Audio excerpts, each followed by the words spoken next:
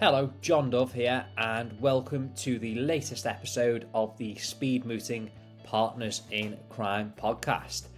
This week we had another fun episode. We discussed the latest from the Advocacy Club and the ongoing criminal trial that our members are participating in. We discussed tips and hints for pupillage and training contract applications. We answered a number of your questions.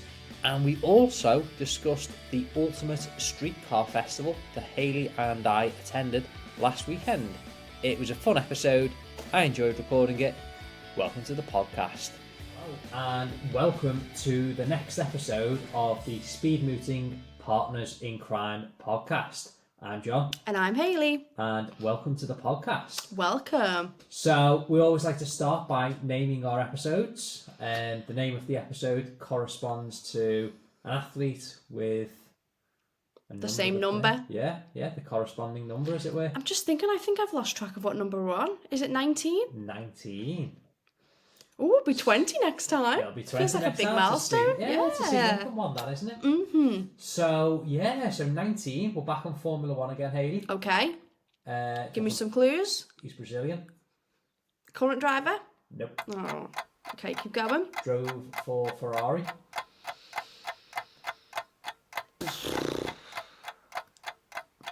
Keep going. Okay. Anything else? He was world champion for all of about 5 or 10 seconds. Oh, this does ring a bell now. You probably wouldn't know. He's a little bit before your time. Okay, go on. I give up. Felipe Massa. I do know the name. You know the name? You must have spoken about him before. Yeah, I probably told you that story. Yeah. Tell our audience, because they're dying to know. Audience. So 2008, Lewis Hamilton's second season in Formula One. Hamilton lost out by 1 point in 07. And we thought, oh no, it's not going to happen again. So he was in a tight battle year long with Felipe Massa. Brazilian Grand Prix, last race of the year. Felipe Massa crosses the line. I think he must have won the race. And Hamilton would have been in 6th position, let's just say. And based on that permutation, that means that Massa takes the world title by either 1 point or on race victories. Whatever it is, where they both finish, Massa's world champion. And you're thinking, well, it's the final lap, few corners to go. Hamilton isn't going to gain any places.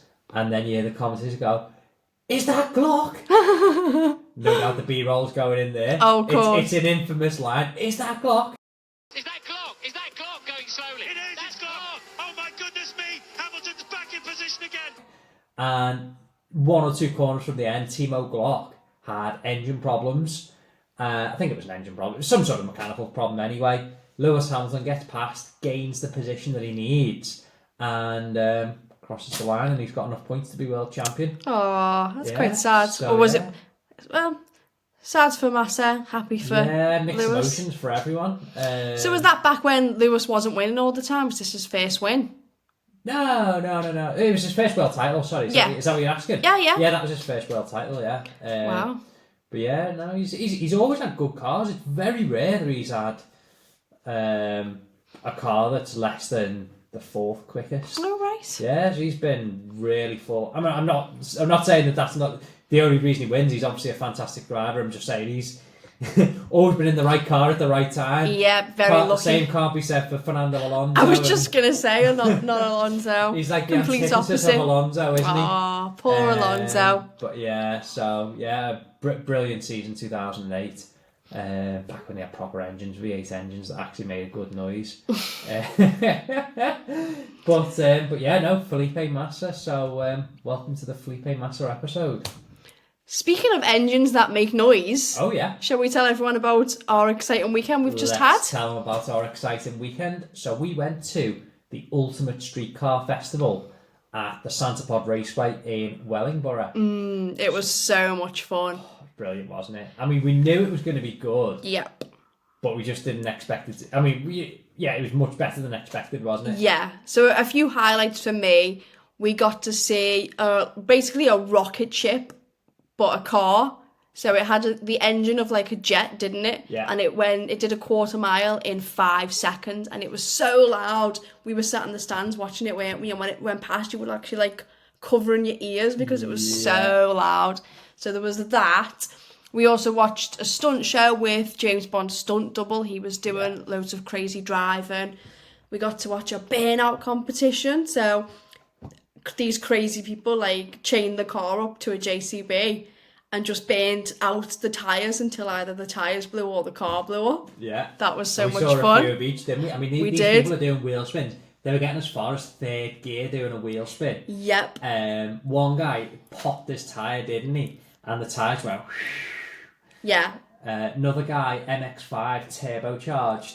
Once again, I think he got to third gear. And the engine went... Yeah. Physical fire coming out of it. Yeah. What are your highlights, John? Well, obviously those and the flamethrower contest as well. Oh, the flamethrower, So these are people who've got their exhaust set up so they physically shoot flames at the exhaust. Yeah. That was amazing. That was good. Probably the best car there was a Nissan 300ZX, wasn't it? He was shooting big flames out of his twin exhaust. Yes, I'll put a bit of B-roll up here so people can see it because it was so Honda cool. Civic was alright as well. Yeah? Yeah. He was pretty good.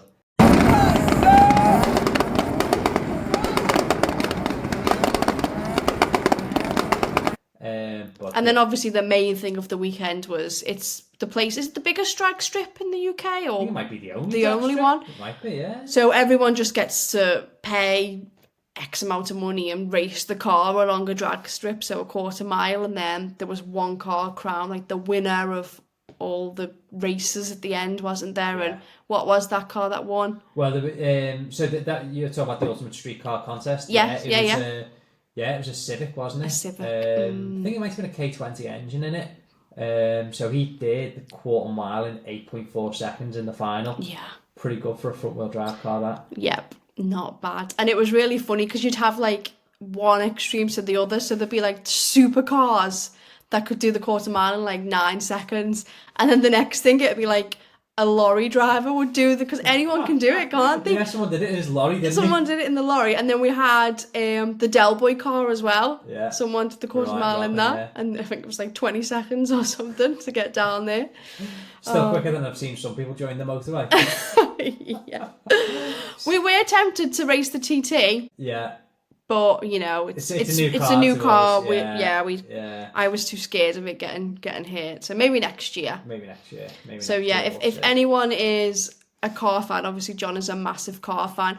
I'm not a massive car fan, but really, really loved it. It was still a really fun weekend. Even if you're not that into cars, you can't help but be like mesmerised by everything that goes on. So I would definitely recommend it. Next year, aren't we? Oh yeah, and if you need somewhere to stay nearby. What was our little Indian restaurant Airbnb? So the restaurant was the Spice Tree, wasn't it? The Spice Tree, and they were so nice. So we got in at like 11 o'clock at night, didn't we, one day, and got an Indian and took it back to our room. Yeah. It's great. Brilliant. And they gave us free poppadoms. And a free beer. And a free beer as well, yeah. Oh yeah, when we checked in, yeah. Yep. So yeah, that was our weekend. We got sunburned. As you can see. We got sunburnt, we drank, ate, were merry, and it was all in celebration of your birthday, John. It certainly was.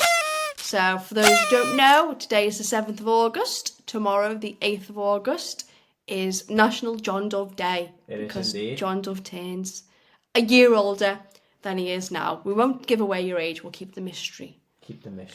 We'll allow people to guess in the comments if they want. Yeah, feel free to People guess. always think you're a lot younger than you are, that's what we'll say. I remember we went to get your glasses, didn't we? Not so long ago, and I went to pick them up.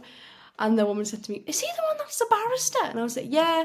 She's like, "Oh, we were all saying after he left, he looks too young to be a barrister." And you get that all the time, don't you? All the time. Yeah. It's even worse when I shave. When you shave the beard off, completely, yeah. Yes. Yeah, so good weekend all in all. Yeah, and tomorrow should be a nice fun day as well. Tomorrow should be a good day. Bit of karting, bit of a lunch. Yeah. Should be a nice day out. Nice day indeed. Okay. So, as I mentioned, today is the 7th of August. It is indeed. So that is 1 month exactly until the National Speedmeeting Competition Autumn Cup. Wow, it's coming around fast, isn't It it? really, really is so fast. So we did a post about that today, and I think sign-up's going to close very quickly because I think we've got around 20 left. Something like probably that. Less by the time this podcast goes out. So I give it one more week, I think. Yeah. And all 128 places will be filled. So for someone that may be just tuning in for the very first time, they found us on YouTube, who on earth and what on earth is the speed mooting malarkey? What is it? Well, why don't you tell them about our competition, John? Let's tell them about it. So the National Speed Mooting Competition, unique competition that I set up 12 years ago now, if you can believe that. And the idea is it's a mooting competition that puts everyone on a level playing field. So, if you've never mooted before and think, oh, I like that, but, it looks too much hard work, well, we take the hard work out of it for you. So there's no research and no drafting, because the moot problem that we send you includes generic pre-drafted skeleton arguments and also includes all of the case law and all of the legislation upon which you can rely. To make it like life in practice, because when you're in practice, you generally get the brief the night before, or you prepare the night before, you get the brief in relation to our problem the night before, or the afternoon before rather. So we send that out to you. We have 128 people take part in this single day competition, and it's knockout style. So it's a completely random draw in the morning, and we go from, we have 7 knockout rounds. So we go from having 128 people down to a winner at the end of the day. The moots are one-on-one. So if you don't know anyone who's interested in mooting and can't find a partner, doesn't matter. It's one-on-one anyway. And from one round to the next, you don't know if you're acting for the appellant or for the respondent. So it's completely random. Prep for both. And you have 7 minutes to make your submissions. Hence the name Speed Mooting. Best of all, it's judged by practicing barristers, solicitors, and also legal academics. So you've got a really strong judiciary for this case. Yeah. For this competition, rather. Yes.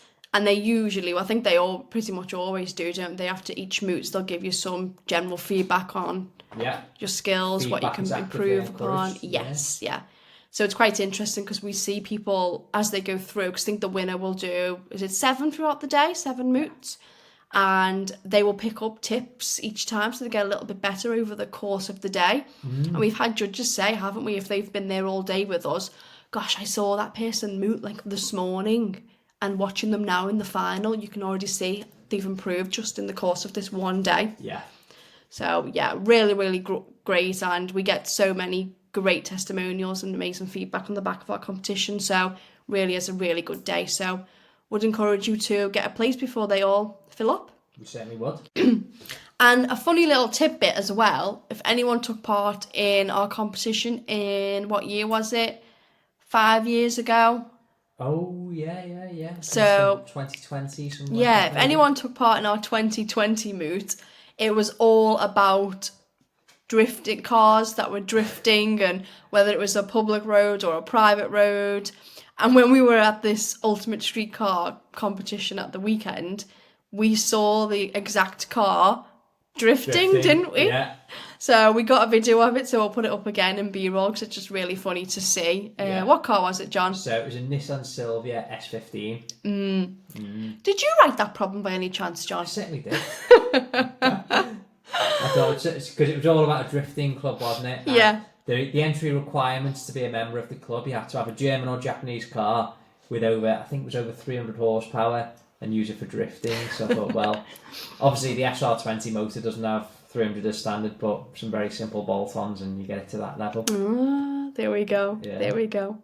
Right, so moving on to our Ask Speed Squad segment. Yes. So we're just going to stick to one general question, and then we've got a theme of questions that we'll come on to shortly.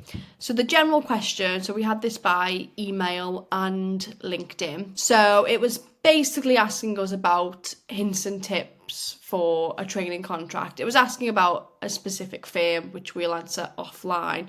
But generally, I thought we can just give some hints and tips about training contract and pupillage applications. Okay. So firstly, I'll caveat this by saying we've never been in that process of giving training contracts or pupillages, so we are by no means experts. We can only speak to our own experiences.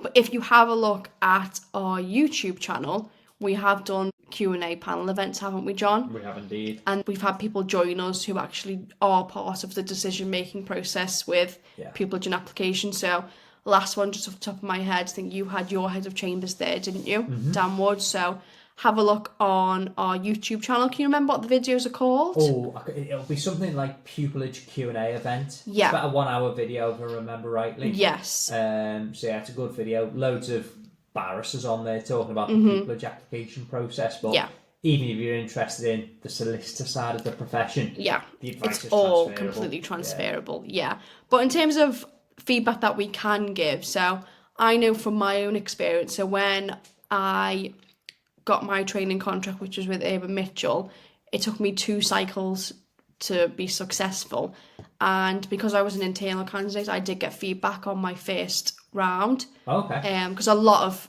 the larger firms just can't give feedback unless you get to the very end stages, I think.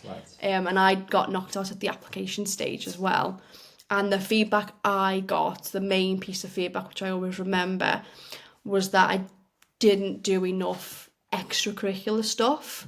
So I was obviously working very hard. I remember at the time I was running a full caseload in mortgage repossession, and I was also doing a secondment with NatWest Bank in Birmingham. So I used to do like 3 days in Birmingham and then come back and do 2 days in Manchester while I lived in Liverpool as well. So at the time I was like, seriously, you want me to go like join a football team as well? Like, where do you want me to do? How am I getting the time to do this? But you got the fact of the matter is, just doing great in your job isn't always enough. Is it? No. And it's the same like doing great in exams isn't always enough. You need to do more to show them what type of person you are, and that you're a well-rounded person. So after that, I joined every committee that the firm had, pretty much. So I was in the charity committee, the social committee, the CSR committee, you name it, I was in it. So I was doing, because I wasn't a sporty person. I couldn't have went and joined a sports team because I'm rubbish, quite frankly. So I was like, well, I can't do that. What can I do? So my firm luckily had lots of things that you could get involved in. So that's what I did. And I know, if you're not in a firm yet, there's all sorts of committees out there that you can join that will do lots of extracurricular stuff. So just over here, we've got the Merseyside Junior Lawyers, don't we? Yeah. There's the Manchester Young Solicitor Trainee Group in Manchester, funnily enough, but paralegals can join that group as well. Yeah, so, if you're thinking of extra stuff that you can do, have a look at what committees and groups are around you. Yeah. But yeah, that's a big piece of feedback from me, from my own experience. If your CV, all it shows is work and study, academics, it's not enough a lot of the time, so you need to do more, as hard as it might be. And believe me, I sympathise from my own experience. When you're so busy, it's hard to do more, but you need to find the time. It's the reality, isn't it? It is. Have you got any feedback to give, John? I mean, I think I'd agree with you, really. Extracurricular activities are crucial. And think practically about how you can draw on your experience. So, for example, let's take the example of somebody who's in a job. So either, they've got a part-time job whilst at university, or, you've finished and you're paralegaling, whatever it might be. Think about what you can draw from that experience to really sell within your applications. So it might be, to give a practical example, when I paralegal, I was drafting particulars of claim, which of course, if you go into the civil world and you become a barrister, you'll draft particulars of claim, or even as a solicitor. You were doing that as well, weren't you, Hayley? Yep. So, I'm able to say, well, look, these are practical skills that I will need for the job as a barrister or a solicitor. I'm doing this now, getting good results. And likewise, doing a little bit of advocacy, I was able to talk about results that I'd achieved. So just think about what experiences you can draw from your job and how that's building your skills and skills that will be necessary for when you get into practice. Yeah, really, really good. And a final thing I'll just say is most chambers and firms will have in excess of 2,000 applications. That's not an unusual number. No, it's crazy. So the easiest way to take yourself out of the running is, silly mistakes. So not proofreading your application, not tailoring your application to that firm. These people can spot a copy and paste job very, very quickly. Yeah. So, don't talk about how much you love family law if the firm you're applying for doesn't do family law. It seems silly, seems obvious, but we've heard from people how often that happens, and it's so easy for that to go straight to the no pile. So don't let yourself down by silly mistakes. Yeah, it's easily done, isn't it? And particularly, as you say, proofreading, just check the English there, check the grammar. Yeah. Make sure, you're using capital letters at the start of your sentences, full stops. Mm-hmm. Get someone else to read it as well, because if you've been working on an application for hours, days, whatever it might be, you sometimes you can't see, you've read it 10 times, you hand it to somebody else and say, can you read that? They might spot a typo that you've missed. Definitely. Yeah. And I think printing as well is important for that as well. So, sometimes you'll spot, if you print an application and read it on paper. Old school, isn't it? Old school, old school. Yeah. But, you'll spot things that you don't see on a computer screen. So, take the time to print it and have a read that way. Yeah, read it out loud. That's a good way. I always find you can spot ways as well. Or just if something just doesn't sound right. Yeah. You can see how silly it sounds when you read it out loud to yourself. Yeah. And I think the other thing as well is, on an application, don't use 10 words if 5 words will do. Yeah. Because, you get to the point quicker, it stands out quicker, and also people who are reading applications get bored very quickly, particularly if they're having to read hundreds and thousands of applications. Yes. And you're waffling on when you can get to the point much quicker. Yeah. Get to the point. Yeah. It's a word limit, and the word is limit. It's not a target. Exactly. There we go. But yeah, to all you people out there that are doing your training contracts and pupillage applications, I don't envy you at all. It was like another job. It literally was, wasn't it? My friends used to say to me, we're all going out, do you want to come? And I'm like, no, I've got to do my application tonight. And it literally was like a job. Yeah, it took over. On top of an actual part-time job that we both had, didn't we? But it's all worth it. Once you get that offer, you'll think all them days, hours, months, whatever, however long you spent on them, doesn't matter. It's all worth it. It's crazy. But yeah, best of luck, everyone. Yeah, good luck. So obviously another exciting thing we have going on at the moment is our Advocacy Club, John. Oh, yes. So for those who don't know, over the next 2 months... 2 months, yeah. We are conducting a criminal trial with our Advocacy Club members. We are indeed. So it started in July. So last month, members got to do the opening speech. Mm-hmm. This month, they are doing witness handling. Yeah. And next month, the closing speech. Indeed. Your favourite, John. I enjoy a closing speech. Yes. So I think this has just really excited people. Obviously, the Advocacy Club's been going for 2 years now, over 2 years. The Advocacy Club? Yeah. 4 years. Year, Hayley. Jesus. 4 years nearly. Where does the time go? It's crazy, isn't it? Wow. Yeah. Well, yeah, the Advocacy Club's been going for a good while, but I think the fact of, wow, we get to conduct a full criminal trial has just really got everyone talking about it. It's got everyone excited about it. So we've had quite a few new members over the summer so far. And with that, we've had a lot of questions as well. Mm-hmm. So I'm just going to fire them at you, John. Okay. And then you can tell curious minds who haven't joined yet all about it. Okay, fire away. So first, tell people what the format is of our Advocacy Clubs. The format for the Advocacy Club. Okay, so we meet online, on Zoom. So we have 2 meetings a month. And they take place on the second to last Tuesday and the final Tuesday of the month. So what we do is we invite the members to join us on the Zoom link for the meeting. I give a bit of an introduction to talk about the format for the session, break people off into small breakout rooms of 4 or 5 people, or 3 sometimes, depending on what the exercise is. Within the groups, people take it in turns to perform their piece of advocacy and then share peer-to-peer feedback. Because sometimes, we've given the example of mooting before, it can be quite off-putting if you've never done it before and your first time you'll moot is in front of, somebody quite senior who's judging you. So we thought, well, let's have it peer-to-peer feedback. So people are sharing feedback amongst themselves. It's generally quite friendly and people get a bit more comfortable to give and receive good feedback.